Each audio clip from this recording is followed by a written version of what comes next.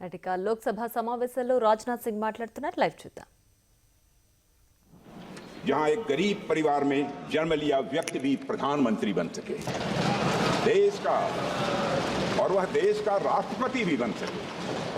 संविधान क्रियान्वयन के कुछ वर्षों बाद ही संविधान की मूल भावना को ताक पर रख दिया गया था अध्यक्ष महोदय, लेकिन हमारी सरकार ने संविधान के मूल्यों को खुले और सच्चे मन से स्वीकार किया है। मुझे खुशी है कि हमारी सरकार संविधान की मूल भावना को केंद्र में रखकर जनहित के मार्ग पर तेजी से आगे बढ़ रही है। हमने गुलामी की मानसिकता को समाप्त करके भारतीय न्याय संहिता, भारतीय नागरिक सुरक्षा संहिता और भारतीय साक्ष्य अधिनियम जैसे नए कानूनों को पारित किया है। अध्यक्ष महोदय, हमारी सरकार ने समाज के सभी वर्गों और विशेषकर कमजोर वर्गों के लोगों को समुचित विकास को अपना यह लक्ष्य बनाया है। रिफॉर्म, परफॉर्म और अध्यक्ष महोदय ट्रांसफॉर्म के हमारे संकल्प ने आज भारत को दुनिया की सबसे बड़ी अर्थव्यवस्थाओं की कतार में लाकर खड़ा कर दिया। अध्यक्ष महोदय, आज गरीब लोगों को प्रधानमंत्री आवास योजना की वजह से अपना पक्का मकान मिल रहा है। प्रधानमंत्री जन आरोग्य योजना के अंतर्गत गरीबों को मुफ्त इलाज मिल रहा है। प्रधानमंत्री गरीब कल्याण अन्न योजना के माध्यम से 80 करोड़ गरीबों को मुफ्त राशन की सुविधा दी जा रही है। हर घर में नल से जल पहुंच रहा है, हर घर में शौचालय बन रहे हैं। अध्यक्ष महोदय, हमारे देश में लगभग आधी आबादी महिलाओं की है। महिला सशक्तिकरण की दिशा में हमारी सरकार हर संभव प्रयास कर रही है। सामाजिक न्याय के संवैधानिक आदर्शों के अनुरूप विमेन डेवलपमेंट के साथ विमेन लेड डेवलपमेंट को सुनिश्चित करने के लिए हमने नारी शक्ति बंधन अधिनियम भी पास किया है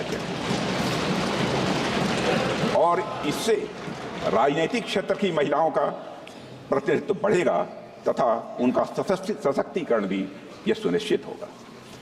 इसी सोच के तहत अध्यक्ष महोदय, हमारी सरकार ने वर्ष 2018 में राष्ट्रीय पिछड़ा आयोग को संवैधानिक दर्जा दिया है। पहली बार आजाद भारत के इतिहास में आर्थिक रूप से कमजोर वर्गों की उन्नति के लिए साल 2019 में संविधान संशोधन किया गया है। इसके लिए हमने आर्थिक आधार पर 10% आरक्षण का अवसर प्रदान किया है इकोनॉमिकली बैकवर्ड क्लास के लिए। अध्यक्ष महोदय, समग्र और समावेशी विकास के ये सभी काम हमारे संवैधानिक मूल्यों और आदर्शों के यह जीवंत रूप हैं।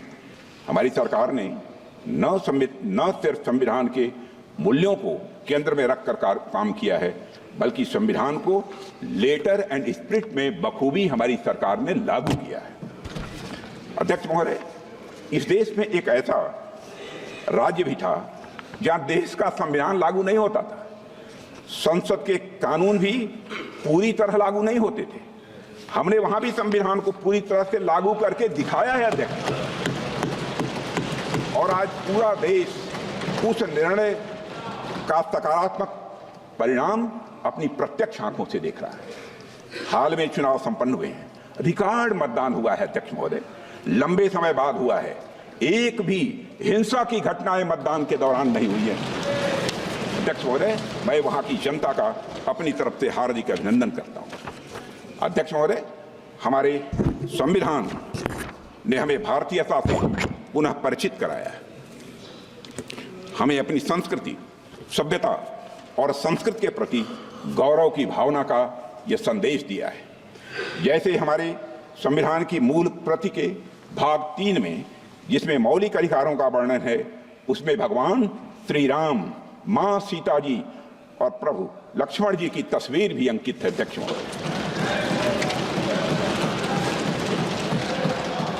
अध्यक्ष महोदय, संविधान की मूल प्रति के मुख्य पृष्ठ पर अजंता गुफाओं की पेंटिंग्स की छाप मिलती है और अध्यक्ष महोदय, साथ ही कमल का फूल भी अंकित है। वह कमल का फूल यह दर्शाता है कि सदियों की गुलामी के दलदल से बाहर आकर अब एक संप्रभु और लोकतांत्रिक गणराज्य का उदय हो चुका है। हमारा संविधान हमारा संविधान और उसमें उकेरी गई आकृतियां हमारी सर्वोत्तम विरासत, समृद्ध इतिहास और महान परंपरा की यह वाहक है। इसी परंपरा को हम विकास भी, विरासत भी की भावना के साथ तेजी से आगे बढ़ा रहे हैं। हम सभी जानते हैं भारत लोकतंत्र की जननी है। हमारे लोकतंत्र की महानता के बारे में बाबा साहब अम्बेडकर ने संविधान सभा में भी कहा था, and I quote, there was a time when India was studded with republics and even where there were monarchies, they were either elected or limited. They were never absolute. It is not that Indians did not know parliaments or parliamentary procedure. A study of the Buddhist Bhikshu Sanghas discloses that not only there were parliaments for the Sanghas, but they knew and observed all the rules of parliamentary procedure known to modern times. अध्यक्ष महोदय, हम ऐसी ही महान परंपरा का हिस्सा हैं और यह हम सभी के लिए गौरव और यह स्वाभिमान की बात है। अध्यक्ष महोदय, हमारा संविधान अथक परिश्रम और विचार विमर्श का यह परिणाम है।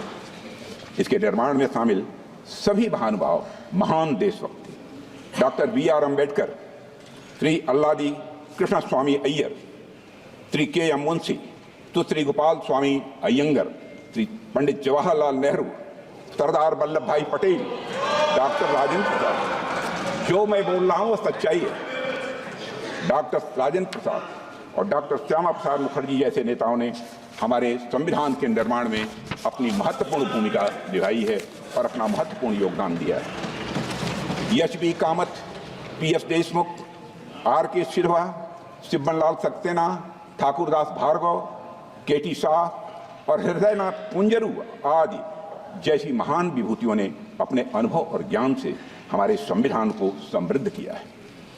ड्राफ्टिंग कमेटी के सलाहकार बी.एन. राव और इसके मुख्य मसौदाकार एस.एन. मुखर्जी अपने असाधारण योगदान के लिए आज भी याद किए जाते हैं।